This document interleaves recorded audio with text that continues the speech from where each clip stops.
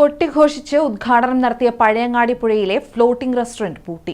1.88 കോടി രൂപ ചിലവിൽ നിർമ്മാണം പൂർത്തിയാക്കിയ ഫ്ലോട്ടിംഗ് റെസ്റ്റോറന്റും ഗാലറിയും 3 മാസത്തിനുള്ളിൽ പൂട്ടിയത് വ്യാപക പ്രതിഷേധത്തിന് കാരണമാകുന്നു. പ്രദേശം സാമൂഹ്യവിരുദ്ധരുടെ താവളമായി മാറിയിരിക്കുകയാണ്. നിർമ്മാണത്തിലെ അപാകതകൾ കൂടി വരുന്ന സാഹചര്യത്തിലാണ് ഉദ്ഘാടനം കഴിഞ്ഞ് 3 മാസത്തിനുള്ളിൽ പഴയങ്ങാടിപ്പുഴയിലെ ഫ്ലോട്ടിംഗ് റെസ്റ്റോറന്റ് പൂട്ടിയിരിക്കുന്നത്. പാർക്കിംഗ് കേന്ദ്രത്തിലെ കുഴി, തുരുമ്പെടുത്ത പ്ലാറ്റ്ഫോം, അങ്ങനെ നിരവധി പരാതികൾ ഉയരുന്നതിനിടയിലാണ് കരാറുകാരൻ ഫ്ലോട്ടിംഗ് റെസ്റ്റോറന്റിന് താഴിട്ടത്. ഇവിടെ എത്തുന്ന ആളുകളാണ് അപകടാവസ്ഥ കരാറുകാരന്റെ ശ്രദ്ധയിൽപ്പെടുത്തിയത്. മലനാട് റിവർ ക്രൂയിസ് പദ്ധതിയുടെ ഭാഗമായാണ് 1.88 കോടി രൂപ ചെലവിൽ പഴയങ്ങാടി മുട്ടുകണ്ടിപ്പുഴയിൽ floating restaurant, boat race gallery എന്നിവ നിർമ്മിച്ചത്. നിർമ്മാണം പൂർത്തിയാക്കിയ ഫ്ലോട്ടിംഗ് റെസ്റ്റോറന്റ് അതിവേഗം നശിക്കുന്ന കാഴ്ചയാണ് നിലവിൽ. ഫെബ്രുവരി 17-നായിരുന്നു ഇതിന്റെ ഉദ്ഘാടനം. ബുഫേ സെറ്റ്, അലങ്കാരപാത്രങ്ങൾ എന്നിവ ഉദ്ഘാടനവേളയിൽ ഫ്ലോട്ടിംഗ് റെസ്റ്റോറന്റിൽ നിരനിരയായി വച്ചിരുന്നു. ഇതിന്റെ റീൽസ് കണ്ട് ഇപ്പോഴും ഇവിടേക്ക് ആളുകൾ എത്തിച്ചേരുന്നുണ്ട്. എന്നാൽ ചായക്കട മാത്രമാണ് പൂട്ടുന്നതിന് മുൻപ് വരെ പ്രവർത്തിച്ചിരുന്നത്. നിരവധി ആളുകളാണ് ഇവിടെ എത്തി മടങ്ങുന്നത്.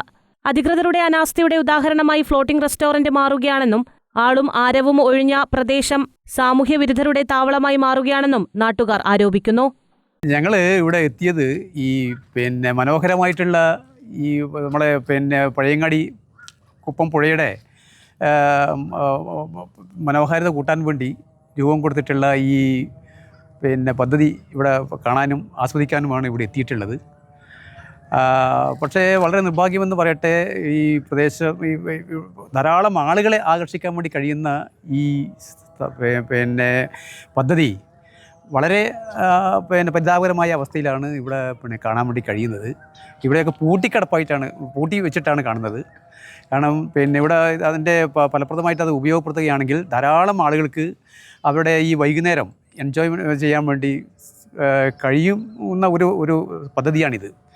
പക്ഷേ ഇത്രയേറെ പണം ചെലവഴിച്ചിട്ടും ഇത് ഈ അനാഥമായി കിടക്കുന്നത് കാണുമ്പോൾ വലിയ പ്രയാസം തോന്നുകയാണ്. ഈ പൈസയൊക്കെ അനാഥമായിട്ട് പോയല്ലോ എന്നുള്ള സാധാരണക്കാരൻ്റെ നികുതിപ്പണമാണ് ഇത് ഇവിടെ ചെലവഴിച്ചിട്ടുള്ളത്.